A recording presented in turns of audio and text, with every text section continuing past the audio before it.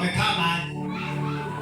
Na sasa Yesu anauliza mtu mmoja anaitwa Filipo, anamwambia Filipo, tutanunua wapi chakula ili tupatie watu wote? Na sasa nataka ujue kwamba mahali kuko na wanaume na wanawake ndio wanakuanga wengi. Ni kweli ama uongo? Sasa kama wanaume walikuwa 5,000, unaweza multiply by 2. Alafu Yesu akuja akuulize, sasa watu hawa tutawanulia chakula wapi? Lakini kuna kitu ambacho kinanifurahisha kwa maandiko. Maandiko yanasema ya kwamba Yesu alimuuliza ili amjaribu. Hallelujah. Praise the name of the Lord. Ati Yesu anamuuliza Filipo, tutanulia watu hao chakula wapi? Kumbe alikuwa anamjaribu. You know, sometimes kuna vitu ambavyo unaweza kupitia kwa maisha, lakini hizo vitu si za kumaliza. Uko katika season ya majaribu. Na kile ambacho utakachoongea kwa hiyo season, kile ambacho utakachofikiria kwa hiyo season, ndicho kina determine vile utakacho the next season. Kuna mambo ambayo unaweza kupitia katika maisha, si ati Mungu anataka hiyo mambo ya kumalize. Si ati hiyo ni situation ya kumaliza. Hapana, hiyo ni situation, ni testing period. Praise God. Unaangaliwa katika hiyo kipindi. It is a testing period. Whatever you speak in that period matters a lot.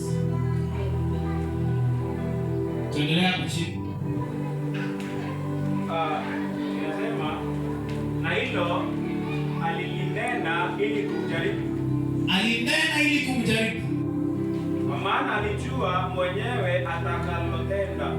Praise the name of the Lord. Amen. Yesu hata kama alikuwa anamuuliza Filipo, alikuwa anajua ni nini atakachokifanya.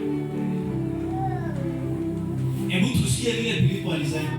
Filipo akamjibu, mikate ya dinari 200 haiwatoshi.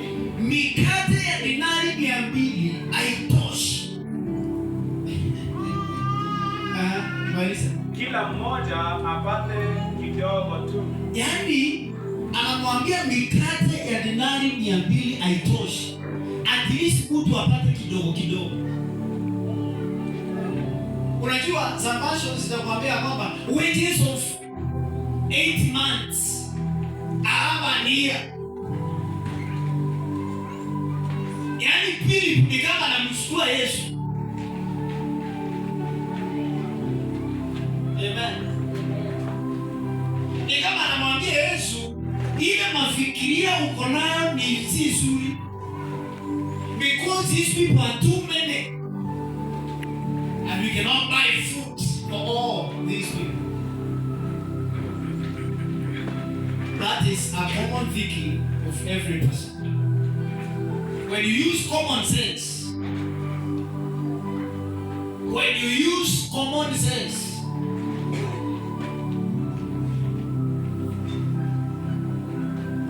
kuna vitu vya imani ambavyo huwezi ukaona.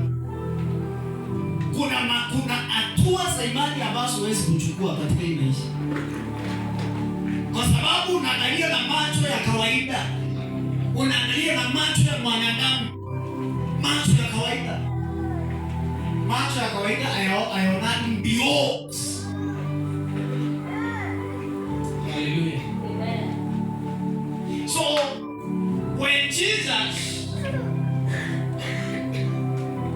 is asking Philip, what can we do? Philip alifikiria kama mtu. Lakini Yesu ndani yake alikuwa anajua nitafanya nini. Amen.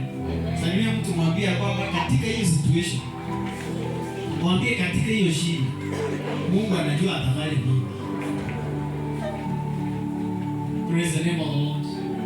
Usifikirie ati sasa kwa sababu unapitia certain battles issues of life, sasa Mungu amekusahau. Ati ya kwamba Yesu amekusahau. And the problem that you're passing, he is able to solve. He has a solution. Katika mawazo yake alikuwa na solution. Kwamba ni nini atafanya. Hakuwa, in fact, kile ambacho Filipo alisema hakikumzuia kufanya. Kile ambacho Filipo alisema hakikumzuia kutenda muujiza.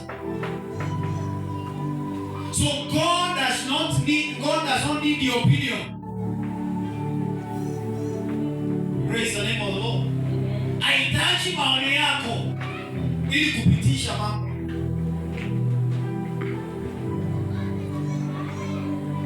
Haitaji maoni ya marafiki zako ili akutendee muujiza. God needs you to believe. Just believe me. Even if your problem is so big, according to your eyes, according to what you can see, God is expecting you to believe Him fully, to faithfully trust Him. Amen. Sometimes watu wanapitianga mambo. Unajua, ukiangalia hapa, the Bible says, when Jesus looked up and saw a great crowd coming towards him, he said to me, where shall we buy bread for all these people to eat? So, number one, wale watu ambao Yesu anaongelelea, Filipo alikuwa amewaona. Alikuwa anaona vile ambavyo watu walikuwa wengi. But hakuwa anajua kwamba Jesus yule ako naye akona uwezo wa kuperform miracles.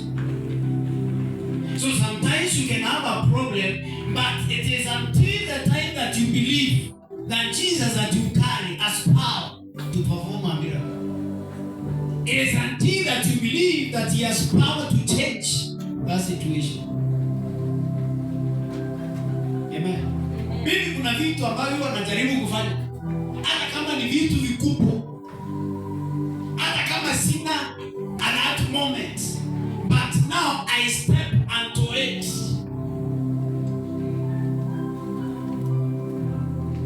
Amen.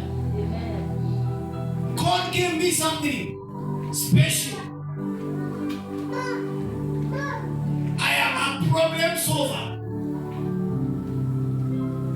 Amen. Yeah, don't wait for people to solve problems for me. Kuna situation katika hii maisha ambazo ni vile hujaanza kusolve those situations kwa sababu unaogopa. Kwa sababu sasa mafikiri yako yanakwambia kwamba nikijaribu kufanya hii sitaweza. Maybe unakaa chini unahesabiwa mahesabu, unaambiwa kwenu kuna mtu ambaye succeed. Hakuna mtu ambaye fika level hii. Unahesabiwa mahesabu, unaambiwa angalia sisters wako, brothers wako, angalia your father. Unahesabiwa mahesabu, unaambiwa historia yote. Until you feel in your heart that I'm not able, because my father was not able, because my mother was not able, because my brothers were not able. But when you start to think like that, ni kumaanisha kwamba hujui Yesu ambaye unamjua. Bwana Yesu asifiwe.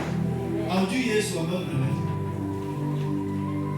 Mimi kuna watu ambao wanaombeanga na wanakataa kupona. Na wale wanaombeanga na wanapona.